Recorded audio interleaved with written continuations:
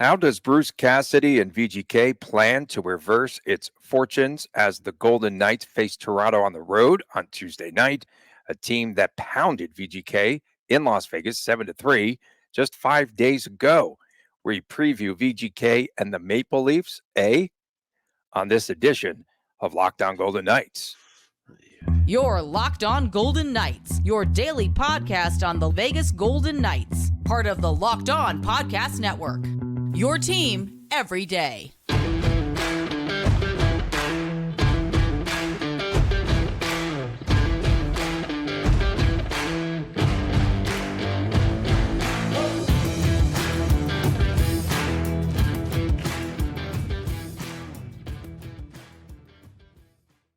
Well, hi again, everyone. Tony Cardasco, Chris Golick from Las Vegas. Thanks for making us your first listen every day. Find us wherever you get your podcast, and please subscribe to our YouTube channel, Locked On Golden Knights.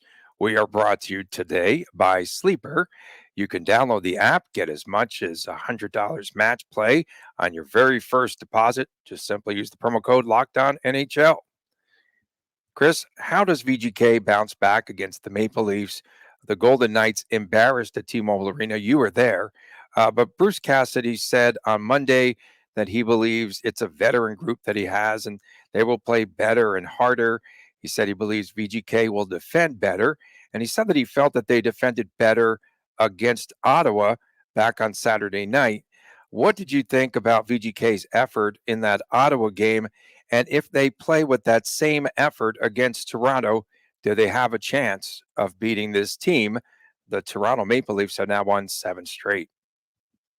I mean, was the efforts like I want to mix up effort with the players trying and doing their best with the execution. The effort's always there. I don't care how bad they win or lose or whatever a game. They're trying every single game. It's funny when you go on social media. Oh, they're not even trying. They got no heart, no fire and pad. Like, get out of here. The professional athletes working their butts off on all 32 NHL teams. Execution. I mean, listen, reality is the Golden Knights had a 2-goal lead against the last place team, I believe, in the Atlantic Division, or second to last place team, Ottawa Senators. And unfortunately, they coughed it up, and we're fortunate to still salvage a point in the process, Tony. There you go. Back to the game against Toronto last week.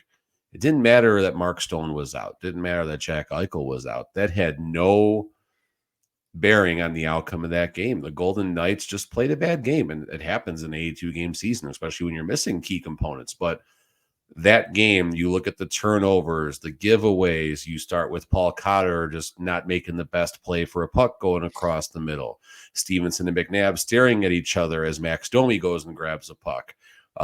Haig, McNabb, just players losing puck battle after puck battle. And it was just the execution was off in that game. So if there's something to look forward to, I think Cassidy, I don't know if it was today's presser or a previous presser, talked about the fact that it is a proud bunch, the Golden Knights. They got a lot of pride in what they do, and they're going to want to give a much better effort and, more importantly, have better execution tonight against Toronto. Yeah, so we are recording, full disclosure, on Monday night. Man, I teed it up, Tony. I even said tonight. I didn't give the cue. You gave it. I gave the cue. Yeah, because we'll screw it up somewhere along the way. I had written down on a napkin and everything. Come on. Cassidy did say yesterday/Monday that Aiden Hill, you like that, that Aiden Hill will be in net on Tuesday night. And as we know, Hill was pulled last Thursday after that 4-goal first period. Cassidy said that he only pulls a goalie about once per season, and he's absolutely right. Each goalie once a season, but yeah. Yeah, each one. Okay, that's fair. Robin Leonard was pulled every night this season. But he also said that he wanted to send, that was bad. He also said that he wanted to send a message to the team in doing so. So we will see Hill. Will Hill play better because he's spiraling and not playing well? And VGK lost 4 consecutive games at home, and he was in net for all 4 of those. So how will he respond on the road? I'm telling you, you and the Sage and my buddy and Condos in New Jersey will turn this thing around. We could, but I mean, he the big bucks to do that, you know. Condos took big bucks from people to wear jerseys too. So he knew what he was doing. That was good. So back What did to, I mean, Condos take? Aiden, What did he? Never mind. Go ahead. he didn't lie either. Yeah. Okay, this is getting bad. Okay. This is good. Speaking of a at downward spiral, welcome back to Locked On VGK, everybody. night. At night. VGK at night. Yes, VGK at night. Yeah. Listen, if there's a positive right now, it's that it's not just Aiden Hill. It's not just Logan Thompson. Logan's had a much better last two starts, but his previous starts, left a little bit to be desired. Also missed some time with an illness. You got the injuries. You got players not necessarily playing as well, veterans, rookies, young, middle, whatever you want to say. So it's all kind of going bad at once, right? Mhm. It's might be even more difficult to deal with this if it was just the goaltending is not great, but everyone else is doing well. If the defense isn't doing well, but so it's all kind of going bad at the same time. So the hope is it all gets better at the same time. It's tough, especially with all these injuries right now, for one element to carry the team. People need to step up. You have the former Nick Waugh line. Now that's been moved around a little bit, which I thought was a very good move to create some balance and insert Chandler Stevenson, of course, to the scoring equation as a result of some different line changes. So I want to go cliche and say it can't be any worse than last Thursday's game against the Leafs, but it can't be any worse than last Thursday's game against the Leafs. VGK needs to get a goal, the first goal of the game, by someone other than Marchessault, because they're 0-3 when he's done that down this stretch. Jack Eichel. I want to talk about Jack Eichel. Is he on the road or not? It's just, here we go again. Come on. Just say he's on the road, but he's not skating with the team. That competitive advantage, Tony. This isn't the Cassidy thing. He's skating with the team. No, he's not skating with the team. He said no. Yeah, he's not. But that's the one thing that Cassidy did say. Right. But he's there with the team. So what is he doing? Just skating by himself. Okay. I mean, the assumption is he probably is there, but it's not been formally announced. And I mean, technically, he doesn't. If for some reason the plan is to get him.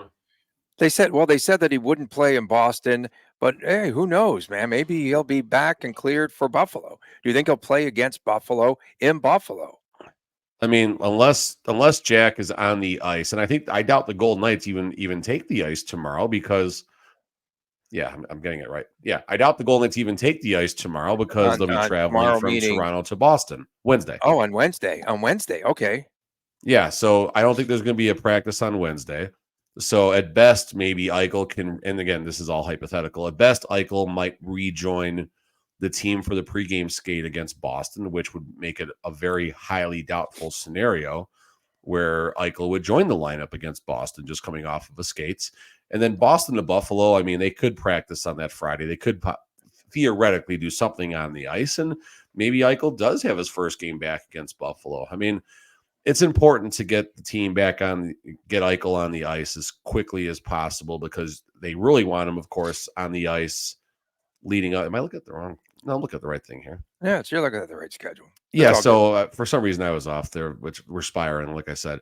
So you got Buffalo on Saturday, you got Columbus on Monday, and then 2 days off, Vancouver coming home Thursday the 7th. Big game, obviously. Having Jack on the ice for 2 games leading up to that Vancouver game is extremely important. If it's just the Columbus game, so be it. But 2 games, because if I recall, after Jack Eichel missed some time last year, it took him some time to get going, Tony, didn't it? It took 4, 5, 6, 7 games for him really to return to form. And absolutely. So, the sooner the better, as long as they're not pushing him too hard here, because you don't want him to take half of a shift and pull up lame like Aiden Hill did, unfortunately, against Ottawa back in December. That would be terrible. Yeah. Another thing, if I am a player on this VGK squad, I would be insulted if my coach said that our team played like boys against men for a while. They did have a pretty good start. He said that he was pleased with the start, and then things fell apart there, like this show. And the pre-scout is already done. We had a great 4 minutes, Tony. We had a great first 4 minutes. We did. Is it over? The first 4 are done, though. Should we just go to break? Yeah. Okay. We're going to go to break because we need to regroup. We'll return with more right after this. Of course, Up next, downhill power play and downhill locked on VGK. Tell me more right after this. Hey, sports fans, you know that Sleeper is our number one choice for daily fantasy sports and especially for daily fantasy hockey. Because with Sleeper, you can win 100 times your cash at daily fantasy hockey contest. What players would you take this week to win 100 times the money? And fans can also play other daily fantasy sports like NFL, NBA, Major League Baseball, which is back in swing already. Of course, there's college football and more on Sleeper. And you can connect with other fans. Entries can be made in under a minute. All you have to do is pick whether a lot of these studs, like the Bread Man and Nathan McKinnon and others who will score more or less more than their sleeper projections for things like categories like goals, assists, saves, plus minus, and much, much more in a given game. To win 100 times your bet on sleeper, you need to correctly predict the outcome of 8-player stats. You heard us, VGK fans. You can win 100 times your money playing daily fantasy hockey with Sleeper. So start paying attention. Nail your picks today so that you can start winning big. Use the promo code LOCKEDONNHL, and you will get up to $100 match on your very first deposit. Terms and conditions apply. That's code LOCKEDONNHL. See Sleeper's terms of use. Welcome back. Locked On Golden Knights, Tony Cardasco and Chris Golick from Las Vegas. Thank you so much for making us your first listen every day. Make sure on Fridays to chime in with WTF. Maybe I'll give away some prizes this week. Some prizes. That's a little hint because you know what I have access to. So maybe we'll give away some prizes this week for WTF. And Saturday, it's the Chris times Chris show, the YouTube exclusive. So all you have to do is subscribe there. YouTube is on fire. And anytime we talk about Edmonton, Canadian teams, original 6, OG 6 teams, what have you, rivalry games, the numbers spike. Speaking of spiking, nice haircut. Okay, so I wanted to talk about, we're going to talk about the VGK power play. And I know that we had heard from Bruce Cassidy on Monday saying that he wants his team now to simplify things on the power play and to converge more or less. He used the model of the Toronto Maple Leafs with Mitch Marner and with Austin Matthews, and they would go downhill in front of the net, and someone would pick up the scraps and put the puck in the net. So this sounds simple in principle, but who will play the bumper position? Who played in Stone's absence the other night? And then he also talked about Shea Theodore and the fact that he could find a lot of space. He could find all sorts of lanes for the VGK to set things up if there is someone in front of the net as well. Going back to the bumper question, I can't recall. I was Don't tell me watching the Carlson. game. It wasn't Carlson. Okay. He's probably the second best option, I think, outside of like a Nick Waugh or something like that. I know they've experimented with Carlson in that spot. I watched the game. We started that night at Chili's, and we ended up with you at the Thrill volleyball game, of course. And I was just kind of passively watching the end of the game. And I know Stevenson got a power play goal as well as converted on the 6-on-5 from kind of tight. So it could possibly end up being Stevenson in there as well, but he's a little better on the outside. I mean, you nailed all the comments from Cassidy, and downhill wasn't a shot at where the Golden Knights power play is as far as the standings go. It was based on what Coach Cassidy said. He called it a more predictable power play, meaning that you know what's coming, and it's going to be so when you have a Mark Stone and Jack Eichel and Theodore and everyone on the same line, Marchessault, of course, too, you have the ability to create movement. You have a lot of elite and skilled, Mark Stone too, of course. You have a lot of elite and skilled passers who can get the puck across the ice, like Coach Cassidy mentioned about finding the seam. When it's working, you get that shot. It's usually going to be the one-timer or something tight in front of the net, where someone kind of spins, like does one of those weird backhand passes, but it works. I mean, it works really well. So now instead of seeing 6, 7, 8 passes where the crowd starts yelling shoots, you're going to see 2, maybe 3 passes, and you're going to see a lot of work from Theodore in particular, moving around, trying to get whoever is on the top of that diamond chasing the power play just to get him to move a little bit left or right. And then Stevenson's going to be shooting the puck low and hard. And something else we've heard Cassidy mention, you're shooting for sticks. You're shooting for something to deflect, whether it's a VGK player or a Maple Leafs player. You're looking to create some of your own puck luck, a little pinball effects. Couple stats right now. Golden Knights are 38 for 191 power play attempts. Has them right now 17th overall. Or no, excuse me, 21 overall? What's the number? 18 overall. 18 overall. 18th. Okay. 18th overall, which is exactly where they were last night or last season. Exactly Last where season. they finished last regular season, 18th Wow. overall. So 2 points here. One, power play is important, but it's not the be all end all. I think more important than the power play is the bigger picture and not losing the special teams battle. I think that's the bigger side to look at. And then the second thing, this is something I talked about just a couple seasons ago. The margin of being in the lower half of the league on your power play to being in the top 7 in this case is 7 goals on the power play, just 7 more goals. Like I say it like it's an easy accomplishment. Of course, it's not, or it would have been done by now.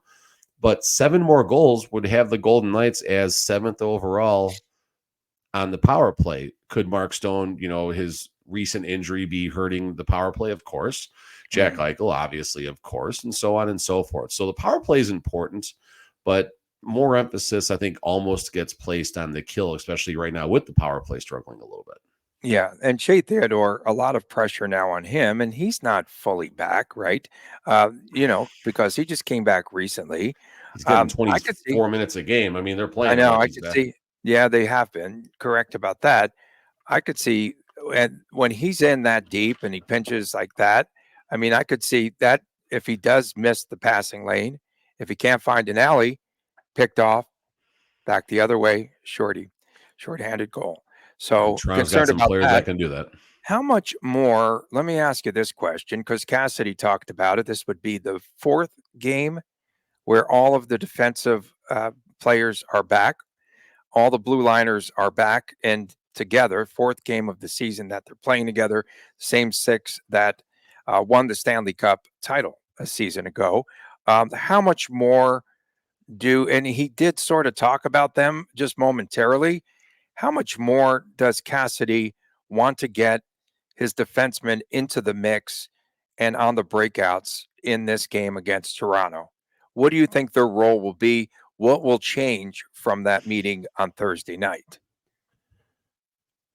I think it's a simpler approach, which is what they're trying to do already. A couple of questions in there. One I was threw a the lot of questions in breakouts. there. No, Yeah. that's okay. That's good. One is Shea Theodore, and you mentioned about his role particularly and the breakout and stuff. Theodore can run a breakout all by himself, which is certainly a good thing. Theodore can either carry a puck to create a breakout, or he can make that really good pass that really has him in an elite category as far as a defenseman go. Pietrangelo is really good at something like that too. Peter But Angelo. Theodore, yes, exactly.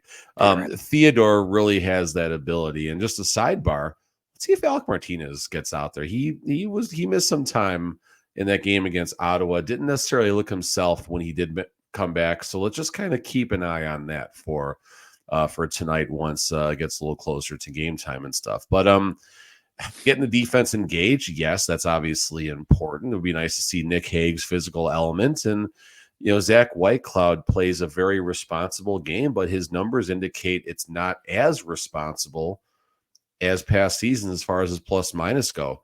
Petrangelo, there you go, Tony. All 4 syllables or 8 syllables, whatever I got in there. Petrangelo, he's getting a lot of minutes, and this is about when the wear down happens. We just talked about Alec Martinez, all that rubber he's eaten throughout his career, right? All those blocks, it's catching up and stuff. And the dude's a warrior, but even the toughest people, taking 80 and 90 and 95 mile an hour, pucks off parts of the body that don't have padding, it's going to add up at some point. And it's starting to get there it's been getting there for a decade, I'm sure, for Alec, but a lot more noticeably lately. And it's no fault of him. He's doing what he does best. He blocks shots. He's great at it. Coming up next, we will have our locks of the night and our predictions for tonight's game. Don't go away. We'll return with more right after this on this edition of Locked On Golden Knights. Our sponsor today is Camino Consulting. How would you like to get to know someone better in an hour, even better than you would for an hour than you would in an entire year? Understanding one another's better, one another better, helps to prevent any small misunderstandings from becoming big ongoing fights. After providing more than 20 years of service to small and mid-sized businesses, helping management groups navigate a lot of conflict and onboarding new employees, Camino is now offering a digital seminar for families and couples. So, did you perhaps take someone to that VGK clunker last week against Toronto and they're disappointed? You are going to want to call Camino Consulting. Get the couples and the family online seminar for 25% off for the month of February, the remainder of this month, by using the promo code LOCKEDON. Again, that is discount code LOCKEDON for 25% off for the rest of this month. Easy to go to, CaminoConsulting.ca. Again, CaminoConsulting.ca. Mention Locked On when you are reaching out for a business seminar, and you will receive the first 5 profiles for free. Again, that's Camino Consulting. Welcome back. Locked On Golden Knights, Tony Cardasco and Chris Golick from Las Vegas. We appreciate you making us your first listen each and every day. Thank you so much for doing so. Don't forget, WTF with the Friday, Saturday, the Chris and Chris show. And as VGK steps on the ice on Tuesday night, they have just a 1-point lead over the Edmonton Oilers, 4-2 winners over the LA Kings on Monday night. The Kings McDavid, are still 2 on the more hunt. assist master all of a sudden. Yeah, all of a sudden, right? That's funny. McDavid says he wants to set records in assists now.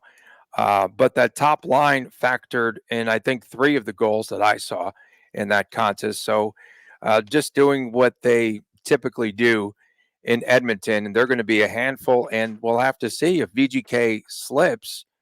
Edmonton can overtake second place in the Pacific, and the Kings are coming.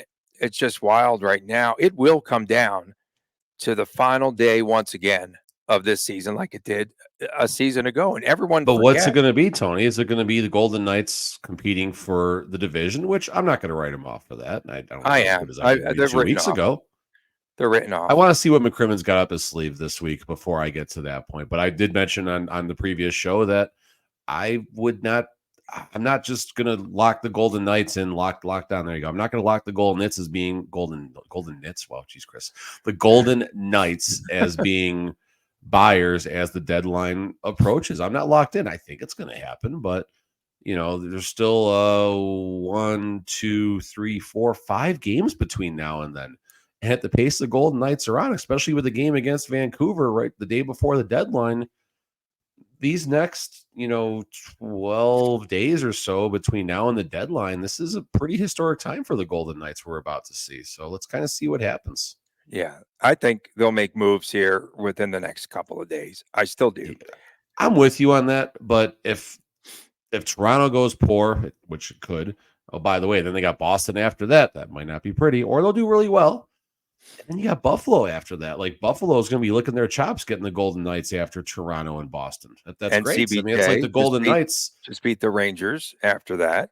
It's like the Golden Knights getting teams after they go to Arizona all the time, although it didn't work out well for the Golden Knights last couple of outings, unfortunately. And for once, so they'll see Toronto, winners of 7 straight, will play VGK, and then they play Arizona goes to Toronto. So I think that they like to always have, Arizona in the mix there. My prediction, I never know. I'm going to go. That's why I take that with a grain of salt. I will go 6-2 T-Dot. And I say 2 goals for Austin Matthews. And I say Marchessault scores the first goal, the kiss of death for VGK. Is down to a Okay. March. So I'm going to go. It's almost March or so madness. By the end of this week, it will be. Don't steal that on social media, folks. I have my trademark on that. And then Chandler Stevenson. Like, there's nobody left. Who's going to score? Who's So going you to Stevenson score? and March or so? Is that what you're getting at? Yeah. And, and Cassidy did say, I was listening to his comments on as well on TSN 1050 in Canada, right? So he was on the radio earlier on Monday, and he just said that nothing's really given. South Beach Bruce suddenly, too, did not make mention of it on the radio show, but in one of his pressers before the Ottawa game, he did say that he no longer likes the cold. He does not miss the cold, so he's acclimated now to Las Vegas and to South Beach. That's why he's South Beach Bruce. That's me in Chicago. I'm over the I'm over snow New and Jersey. everything else. Absolutely. But there's not been a lot of snow in the Midwest. No, not yet. But listen, Easter at least Sunday. in the Midwest, it's still snow season until June. Like they can get all four seasons in one day, and it's not out of the realm. Like tornado warning today and suntan lotion tomorrow in Chicago. That's how it goes in the Midwest right now. I'm with you, Tony. I got 5. I wrote down 5-2 Toronto. I got a hard time buying into this game that the Golden Knights can turn around. I hope I'm wrong. I do hope I'm wrong, but it's not an easy pill to swallow coming in off of what the Golden Knights have been doing these last few games. Yes, the Ottawa game looked better, but it's also Ottawa. It wasn't Toronto. And the Golden Knights did kind of shoot themselves in the foot that game. Just call it what it is. Acknowledge the reality. 5-2 Toronto. With you on Stevenson. I feel good about him. And I wrote down Shea Theodore. Shea Theodore on the power play. Get one of those seam passes. Seam passes, Tony. Seam passes. Okay. Seam pass that bounces off a defenseman's leg for Toronto and goes in. William Karlsson gets credit with the goal somehow. Oh, geez. Come on. TSN 1050, that show that Cassidy was on. Interesting question that they asked him about Aiden Hill. And in Canada, they feel as though the host of this radio show that I listened to on Monday, that Hill is perhaps the favorite to be the goaltender for Team Canada in the upcoming Olympics, right? That's been around, yeah. Yeah, but Cassidy had an interesting answer. He said that he would definitely. He said no. No. He said, but he got to hey, I would definitely, approve of that, and I'll push him as much as I can. But Cassidy did say that Aiden Hill, good guy, feels he's good, stepped up, can show that he plays in pressure situations. However, he said not a lot of time as a number one goalie. Because he started the season as number one, injuries, and now he's struggling. I still say they need another goaltender. I still do. I'm sorry, man. I say they need an experienced goaltender. I don't know if he could handle being number one. The only way another goaltender is brought in is if a goaltender is moved. Aiden Hill's not being moved. Let's be clear about this. I don't think Logan Thompson could get traded. I would put a very low opportunity that happens. Because it doesn't free up, although the salary cap situation changed, and they could get a pretty good haul for Logan Thompson. And they definitely wouldn't trade him within the West, though, because that would be something if Logan were to get shipped into one of the Western Conference contenders. And so I don't think Logan. Last time I suggested Logan Thompson was on the trading block, I got crushed from every angle. Thompson. And now I might get my flowers for making that light suggestion. Who knows? The way the fan base still has turned on Logan, even though he's had a couple of good starts, I still feel Logan is on the outside of the circle of trust, which is unfortunate, but that's also the reality of being an AHL goalie. Yeah, and that's also true, though, that he's not been the number one goaltender for an entire season. And it's difficult. And you're talking about Aiden has not been number one goalie. Yeah, he hasn't started more than 27 games, folks. Wake up. He's never been in more. He has not appeared in more than 27 regular season games. 6 Toronto goals. How many 5-hole? How many glove side? I know glove side. It's something that some of my I got you there. some people have my phone number that like to we talk about the games. Like ever since I suggested that, now every time Logan every time Aiden gives up a glove side goal, my phone lights up like yours does when William When Karlsson or gets an yeah, empty netter. So or it's a good thing. When Brossois gave up one top shelf like that, I got a lot of text and messages about Yeah, you started Brossois. that movement. You started that I did movement. But have that listen, movement. Yeah. no goalie is perfect, and maybe that's Aiden's, somewhat soft spot. He's pretty good at getting down low. He's pretty good at those jailbreak saves. He's pretty good at winning Stanley Cups. So I mean, it's every goalie. There's always a kink in the armor, no matter who the goalie is, and so be it. We appreciate everyone tuning in, especially our everydayers. Thank you so much. We know that you're out there, and we also appreciate a lot of fans of visiting teams or opponents that we're playing, which is Yes, great. 100%. No, I'll We jump in. definitely enjoy that. It's fun. Yeah, it's a lot of fun, and we always welcome comments here. We're pretty much, we're not Chris is biased. I'm not. I'm fair, as he would say. I'm fair. I think I'm fair. I think Yeah, I've you been are. fair. I was just I teasing. just said Vegas. I just said Vegas should maybe consider selling. Like that's a turning point for me. I know it is. That's a turning point. Don't forget Friday, WTF, What the Friday, Saturday, the Chris and Chris Show, the YouTube exclusive. Please subscribe there. It's Locked On Golden Knights on YouTube, on our YouTube channel. And we appreciate the comments there and, of course, on X. From a man, Chris Golick, I'm Tony Cardasco from Las Vegas. We'll see you again on Wednesday. We'll have a recap of VGK Toronto and much more. Maybe there'll be a trade consummated by then. Take care.